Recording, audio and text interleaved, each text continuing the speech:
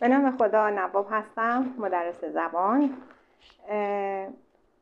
بخش دوم گرامر زبان اول، زبان پایه 12 براتون توضیح میدم. بخش دوم درس اولشون.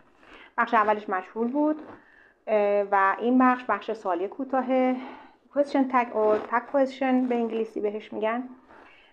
توی فارسی مثلا به فرض میگیم که هوا خوبه مگه نه. اون مگه نه توی انگلیسی طبق فرمول خاصی نوشته میشه. اصولا به ما یه جمله میدن و از ما میخوان که در واقع سوال کوتاه‌شو بنویسیم. سوال کوتاه خودش تشکیل شده از یه دونه فعل کمکی و یه دونه ضمیر فاعلی. کاری که ما بایستی حتما بلد باشیم اینه که حتما افعال کمکی رو بشناسیم. خب ضمیر فاعلی مثل she, he, it, you, I, they, we این چیزا هستش. ولی فعل کمکی شناختنشون خیلی مهمه. فعل کمکی اصولا برای سوالی کردن و برای منفی کردن توی جملات به کار ما میاد. ما یه سری افعال to be داریم مثل is, am, are, was, over که طبق زمان خودشون استفاده میشن. was, over واسه گذشته هستن، این طرف برای حال یا برای استمرار. مدال ها در واقع بهشون توی فارسی میگیم افعال کمکی ناقص. مدال ها چی هستن؟ مثل could, would, will, can, must, should. ما خیلی داریم، منتها من چند تایشو نوشتم. سال دهم اینا رو خوندید بخشیشو. مدال ها در واقع افعال کمکی ناقصن، یعنی خودشون به تنهایی معنی نمیدن بلکه زمان رو به ما به گونه نشون میدن و حتما کنارشون باید یک فعل ساده حتما قرار بگیره.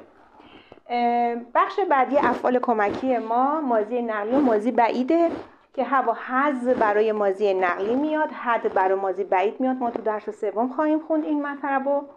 بخش آخرش افعال کمکی حال ساده و گذشته ساده.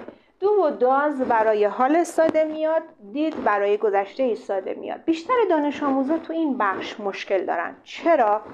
به خاطری که ببینید این قسمت همش این چند تا فعل کمکی در واقع اینا همیشه تو جمله هست، یعنی جلوی چشم ماست. ما تکلیفمون مشخصه آیا باید اینو چجوری استفاده کنیم. خب ولی اینها وقتی که جمله مثبت باشه، ببینید ما یه جمله مثبت داریم، یه جمله سوالی داریم، جمله منفی داریم. اگر جمله مثبت باشه ما اینا رو نداریم. اینا فقط وقتی میان که جمله منفی باشه یا جمله سوالی که الان ما فقط داریم در توی جمله در واقع سوالی کوتاه صحبت میکنیم. حالا خودش سوالی کوتاه به چه نحوه داریم که it's nice today، امروز هوا خوبه. کاری که ما باید انجام بدیم اینه که اگر چنانچه این ور جمله مثبت بود، این ور جمله باید منفی باشه و برعکس. اگر این طرف منفی بود این ور باید مثبت باشه. حتما باید اینو بدونیم. جای خالی باید پس ما چی بذاریم؟ یک دونه فعل کمکی، یک دونه ضمیر فاعلی. درست شد؟ خب ما داریم it's، یعنی it is در واقع. درسته؟ پس ما isو داریم. خود isو می نویسیم، منفیش می کنیم it isn't it. این میشه جواب ما. میریم سراغ سوال 2. They won't visit us. They won't مخفف will not. خب یعنی will not رو منفی کردن، پس این ور منفی محسوب میشه، این ور ما باید مثبت بنویسیم. مثبت ببینید این شکلی در واقع بوده will not. ما not رو ور میداریم، خود will رو مینویسیم. will they ضمیر فاعلی. جمله بعدی مینا doesn't teach English. ببینید doesn't اومده، گفتم اینا توی این افعال کمکی دو جملات منفی میان، تو جمله مثبت نمیان. خب doesn't ناتش رو میگیریم مینویسیم does. حالا تکلیفمون با مینا چی میشه؟ مطلقاً اسم نمی نویسیم، باید تبدیلش کنیم به ضمیر فاعلی. ضمیر فاعلی مینا میشه she. does she. خب سوال بعدی. حمید never says a word. این از کتاب کارتون گرفته شده، خیلی جمله مهمیه. never منفی سازه. یعنی چی؟ یعنی که جمله ما رو منفی میکنه.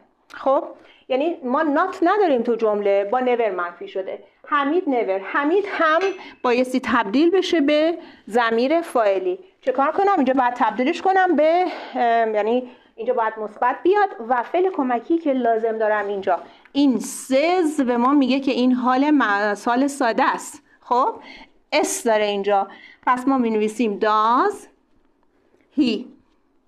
حتما برای این بخش باید افعال کمکی، افعال گذشته یعنی زمان حال ساده و گذشته ساده رو خوب بخونید. گذشته به اصطلاح منفی کردنش، سوالی کردنش، افعال کمکیش رو حتما باید خوب بلد باشید، وگرنه این بخش شما رو دچار مشکل میکنه. حتما گذشته ساده و حال ساده رو لطفاً مطالعه کنید. You come here. تو میای اینجا. ببینید این زمان حال ساده است. خب حال ساده. ببینید do داریم و does داریم. درست شد؟ do برای فاعل های I, we, you, they میاد. does برای he و she میاد. it و اسم. درست شد؟ پس تکلیف ما باید مشخص بشه. حال اینجا ما you داریم، پس باید از do استفاده کنیم. اینجا چون که مثبته اینور باید منفی نوشته بشه، میشه don't you. سوال بعدی.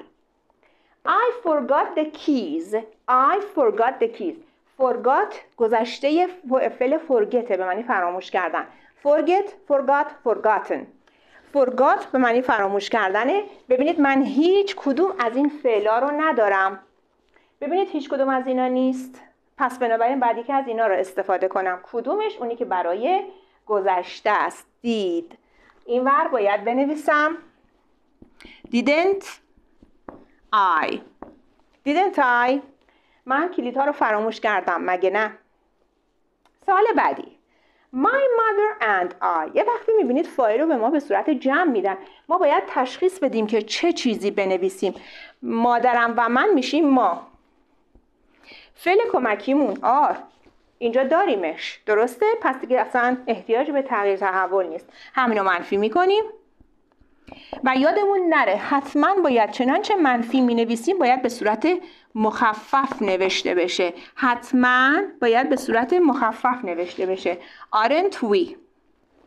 خب سوال آخر، سوال 24/1401 مال امتحان نهاییه. My mother never، گفتم never منفی سازه، نقطه چین her finger while cooking with a knife. Does she.